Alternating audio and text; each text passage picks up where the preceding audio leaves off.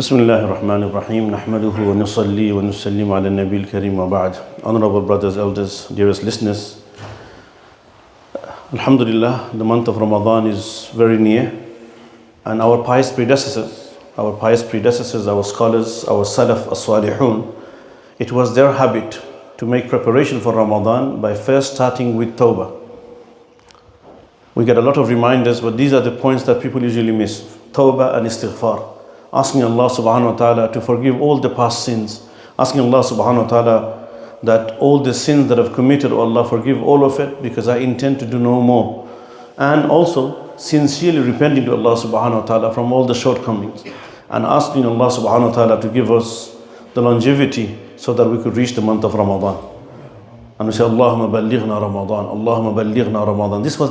These are some of the things that you'll find if you read the biographies of our pious scholars. The second thing that usually people, they forget to mention in regards to the preparation of Ramadan is this, is that if anybody has any outstanding fasting from the previous year, maybe someone missed due to traveling, maybe someone missed it because they were ill, or any other reasons. If you have any fasting left, you should discharge this duty. You should remove this fast before the month of Ramadan starts. Sometimes people, they have 5 and 7 and 8 from the previous Ramadan, and they forget. Suddenly they realize that the next Ramadan is coming. We should completely remove all the qada fasting that we have on our shoulder. We should do them first, as soon as possible, before the next month of Ramadan, before the next Ramadan starts. And then the third thing is quite important, and I'm going to take a bit of time on this to explain, is that learn how to enjoy listening to the book of Allah subhanahu wa ta'ala. This is also something that we need to learn. We're going to have expert reciters in the masjid, inshallah. The more and more time we spend in the masjid, behind the imams, listening to the Quran, it will be more better for our nourishment for the hearts. You know, we have to give food to our body. If you don't give food to your body, you feel a month of Ramadan as well. There are times where you feel thirsty, lethargic, you feel weak, you feel tired and all that. It's because there's no food coming to the body. Okay, if a person doesn't break his fast, for example, imagine someone fasts continuously for 4 or 5 days, then this person will feel weaker and weaker, right? And eventually, if a person doesn't eat for Allah knows how many weeks, if they don't have no food and drink in the body, they will die. Similarly, if we don't give food to our qalb, our ruhaniyah, if we don't have no spiritual food, we don't nourish our hearts, then these hearts will become weaker and weaker, and eventually this person, the words of Allah and His Rasul, astaghfirullah al-azim, would not something that he would desire to listen to anymore. So we need to give. So what is the food and nourishment for the hearts? Is the Quran, the words of Allah subhanahu wa ta'ala. We should never get bored listening to the words of Allah azza wa jal. So in Salatul Tarawih, enjoy the Quran. The whole Quran will be recited by good reciters, inshallah ta'ala. And they are expert reciters. Let the words of Allah subhanahu wa ta'ala change you. That's the power. The words of Allah has power, you see. Let the words of Allah subhanahu wa ta'ala, listen to it again and again. You know, I teach Arabic poetry. And the poets, they boast about people they love, they listening to the words. You know, one of the poets, he goes, حَدَّثْتَنِي عَنْهَا يَا سَعْدُ فزدتني جنونا فزدني من حديثك يا سعد هواها هوى لم يعرف القلب غيره فليس له قبل وليس له بعد. He said, oh Sa'ad, you reminded me of the one that I used to love, and the more and more you talk about it, the more of her love increases in my heart. So tell me more, because that is the real love that I had once, and there was no qabl, there was no before and after. People enjoy talking about. If people, the one they love, they listen, they will read the letter again and again and again, because this is the person they have a connection with. That's what happens. أعيد ذكر نعمان لنا إن كررته فإنه المسك إذا ما كررته يتضوع. Someone he liked Nu'man. Somebody was Nu'man ibn Thabit, Abu Hanifa rahimahullah ta'ala. He said, please tell me more and more about this man. The man is a jurist, he's a faqih, he's a knowledgeable scholar. Tell me more about him. أعيد ذكر نعمان إن ذكرته. Tell me more and more about Nu'man whenever you talk about him. فإنه المسك. Because when you say قال النعمان, then it's not the name that you're taking. I could smell the fragrance of musk that coming out. His names create that environment within me. فَإِنَّهُ الْمِسْكُ إِذَا مَا كَرَّرْتَهُ يَتَضَوَّعُ. And then I could feel the musk, the perfume, and the smell and the fragrance spreading all over the room, everywhere. Well, this is just a few examples of the poets of the past. We're talking about something very deeper here. We're talking about kalam of Allah, the words of Allah. The words of Allah, the Quran gets recited, but we are busy on our phones.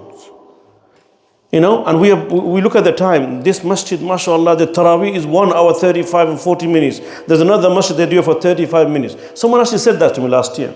They said, Maulana, you know, in your masjid, your Tarawih is like, 1 hour 55 minutes, you know. There's another masjid, he named it, I'm not going to name it. Mashallah, they finished with witr everything before 1 hour. I said, mashallah, you go there. And no answer. You go there, inshallah. You should pray, I told him, you should pray Tarawih where you feel happy. If that masjid makes you happy, alhamdulillah. This is not a football stadium that we are selling tickets to get more crowd here. You know, whoever likes you, come and pray here. But no, I am not going to tell the imams to speed their qira'at and reduce their qira'at. We're going to do a khatam and they will do it. It's up to you. And subhanallah, the Prophet ﷺ made it our salah very easy. Outside the fard prayers, if you are feeling tired and you can't stand anymore, you sit down and pray. Very easy like that. Sit down and pray. So the Sharia has made our life very easy. So, you know, and if you're so tired that even you don't want to sit down as well, Tarawih is not fard. It's not wajib. You could go home. Just pray. Ma tayassar. Pray much as you can. But we have to train for it. That's why we're talking about it before Ramadan. You know, get ready for it. Inshallah, this Ramadan, I'm going to listen to the whole Quran. This Ramadan, I'm going to push everything away because subhanallah, we're going to have our Tarawih starting at 8, Isha starting at 8 o'clock. By 10 o'clock we'll be finished. So it's not like before we had to finish at 12, remember, and 11:45. No, by 10 we'll be finished, inshallah ta'ala. So you'll have good time to go home. Is there anything better that you're going to? So this is very important. We need to learn how to enjoy listening to the book of Allah subhanahu wa ta'ala. That's what our scholars, they used to do. They used to enjoy listening. They say, هذا كلام ربي عكرمة. I want you to check his name, Ikrima. He found a mushaf. You know, in the olden days, by the way, we are so lucky. Every house got a mushaf. In the olden days, there's one mushaf in the whole one town. That's how it was. Everybody learned the Quran from bosom to bosom, from someone's orally.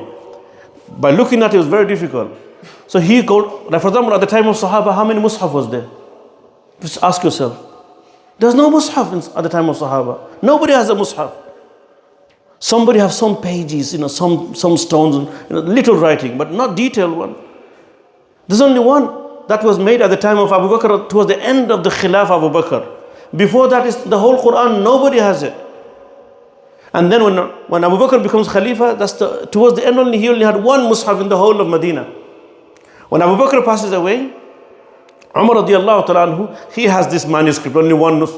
Everybody else, they should learn from person to person, orally, not from the book. That's how it was. When Uthman, he wanted to make more copies, when he became a Khalifa, there's only one main copy. The blueprint is the same one that was written at the time of Abu Bakr radiallahu ta'ala anhu, which Umar, he had it, and then Uthman doesn't know where to go. So he asked Hafsa, Umar's daughter, that do you have this? Because I'm sure Umar will leave it to his daughter. He said, yes, I have that. He said, give it to me, please, because I want to make more copies, because people are making mistakes. So Mus'haf was like non-existent during those times. We are lucky, we all have it. SubhanAllah, everyone has it in their pocket. So in this Ramadan, inshallah, we make this intention that we will listen to the Quran and we'll recite the Quran as well. And we will allow the Quran to change us. One last thing I want to say. I heard from one of my teachers, said something so beautiful about one of the scholars of Islam called Ibn Taymiyyah. Ibn Taymiyyah, rahimahullah ta'ala, whenever he used to go to any gathering, he used to go with a lot of knowledge. And he's like ready for the debate. Whenever he sits down in any mas'ala, he's ready. But when he used to open the Quran, he used to say, I used to read the Quran like a jahil person. I don't know anything. Say, oh Allah, I don't know nothing. Your book's got everything. I'm reading the book, so the Quran will teach me. So when you approach the book of Allah, you approach the book of Allah saying that I don't know anything. Allah's book will teach me, inshaAllah ta'ala. May Allah subhanahu wa ta'ala give us all the tawfiq. Barakallahu feekum.